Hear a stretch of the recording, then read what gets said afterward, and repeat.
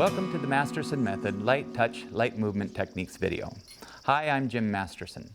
The definition of the Masterson Method is a method of equine bodywork in which we learn to read and follow the responses of the horse to our touch, to enable it to release tension in key junctions of the body that most affect performance. It was developed to release tension for the purpose of improving movement and performance in the horse. But along the way, the nature of the method led to improved communication and relationship with the horse. We use many techniques in this method that involve larger movements, but they all rely on reading and following the responses of the horse. Once you learn how to read the body language of the horse, you and the horse are on the same page. Communication is established, and when you learn how to use that body language to get the horse to release tension, trust with the horse is developed and relationship is established. A bond is formed. The horse realizes that you recognize his language and that there is no threat and that he's feeling better. I'm excited to present the lighter and subtler aspects of this method because the principles we use in this video are the foundation for all of the techniques used in the Masterson Method. These are the principles that make it work for both you and the horse. This method is practical, easy to learn, and gets results. You get results during the interaction as you follow responses from the horse, and results after the work is done in movement, performance, and relationship. So how does this method work? It works using the horse's natural instincts and body language. The horse is a survival animal. His survival instinct as a prey animal is to flee from any sense of danger, pressure, or discomfort. His second survival instinct, when he doesn't have the option of fleeing, is to push against or brace, either internally or externally, against danger, pressure, or discomfort. The second part of this is that the horse communicates primarily through body language. His verbal vocabulary is very limited, a few whinnies here and a nicker or a neigh there.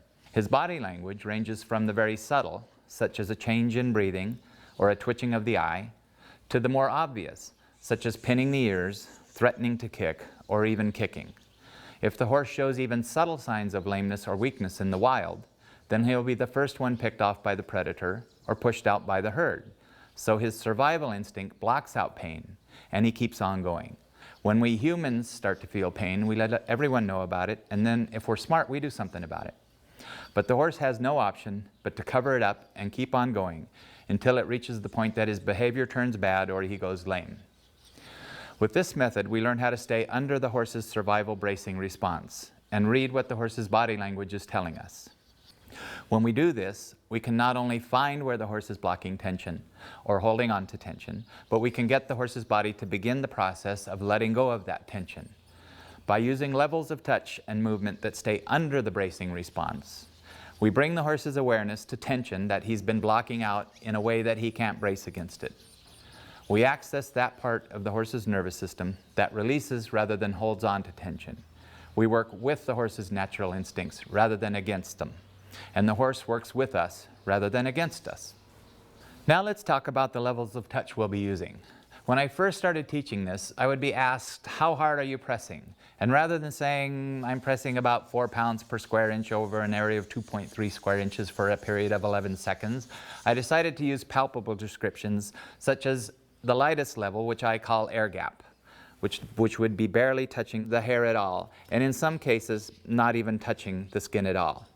The next level I call egg yolk, which if you were to crack an egg on a surface and push on the yolk, barely indenting it, that would be the level of pressure, which is not much at all. The next level I call grape, the amount of pressure it would take to squeeze a grape without breaking it. Then we get into the larger levels of pressure, such as lemon, as much pressure as it would take to squeeze a lemon, to the hardest level we use, which is lime, as much as it would take to squeeze a hard lime. In this video, we'll be using the lighter levels of touch, air gap, egg yolk, and at the most, grape. The process we use to do this is called search for a response, stay until you get a release. The hardest part of this process is the staying part.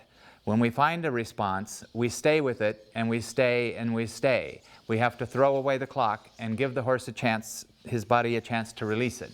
During the demonstration of these techniques, it'll look like I may not be staying as much as I should be staying. But when you're out there practicing, it's important that you throw away the clock and wait and stay until you get a larger release response from the horse. Give the horse's body a chance to let go, and then move on. So let's talk about responses. A response from the horse is any change in behavior that correlates to what we're doing with the horse. Responses range from very subtle to very large. A few of the more common subtle responses might be the eye blinking, a lip twitching, the head or the poll dropping slightly, or a change in breathing. Subtle responses often tell us that we've found something uncomfortable in the horse, but the horse isn't yet bracing against it. Some examples of medium responses might be licking and chewing as the horse starts to relax, letting out a sigh, snorting or sneezing, shaking the head, or shifting the weight from one leg to the other. These medium responses mean that the horse is starting to relax and release tension, and that it's working. Some of the large responses, which indicate a large release of tension, are repeated snorting and sneezing, repeated yawning, often with the third eyelid rolling back. This is an indication of a very deep release of tension.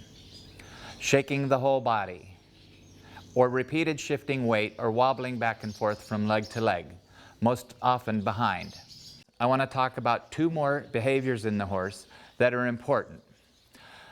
The first is the importance of fidgeting in the horse. During this process, as we're waiting for the horse to release tension, he'll often start to fidget. This can be subtle fidgeting, such as looking away, or more obvious fidgeting, such as moving his feet or wanting to walk away, sometimes even pawing or getting mouthy. This doesn't mean you're doing something wrong. This is a good thing. It means that the horse is feeling something come loose in his body and that you're likely about to get a release. The other behavior we might see in the horse is stretching and flexing parts of the body on his own. As we're working on the horse, every once in a while we step back to see what the horse has to say. Often he'll reach down, for example, and scratch his nose on his foreleg. We do a little more work on the horse, and when we step back, he'll reach around and scratch his flank with his nose. Then we do a little more work on the horse, and when we step back, he'll reach around even farther and scratch behind the ear with his hoof. As tension in the horse releases, he'll occasionally want to move through these increased ranges of motion. There are some patterns of behavior that go along with the release of tension that you'll want to start noticing, and these are some of them. The horse exhibits these behaviors all of the time, but when there's a correlation between what you're doing with your hand and what the horse is doing, then it's a response to what you're doing, and it means something. That's where the communication comes in. Let's talk about your working environment and some of the things that might come up. This work can be done with the horse in the cross ties or with the horse tied loosely. It can be done with somebody holding the horse as long as the handler of the horse isn't interacting with the horse during the process. This can also be done with the horse in the stall. If you do this with the horse loose in a pasture, you have to keep in mind that the horse may want to walk away from time to time as he fidgets. I prefer working in the stall where I have room to step back and give horse space without worrying about the horse leaving. Don't be concerned if you're working in a barn where there are other horses around you and things going on around you. If you ignore them, you may find that the horse is less concerned with the distractions than you are. Start practicing not reacting suddenly to anything that the horse reacts to, whether it's a noise or outside distractions such as a door slamming or a tractor going by, or something else that the horse does suddenly while you're working with it. The horse is a herd animal and he communicates by body language. He's looking for someone who feels confident and safe and who doesn't react to false alarms. Be the one who sets and holds the tone for the horse. This can be as mentally therapeutic for the human as for the horse. Relax while doing the body work. What's really going to make a difference is staying soft in your arms and your body as well as in your hands. And remember to breathe. Most important during this process is to throw away the clock. If you anticipate a response or are waiting or have an agenda or get impatient with the process, the horse will sense it and it will be harder for him to let go. So let's get started.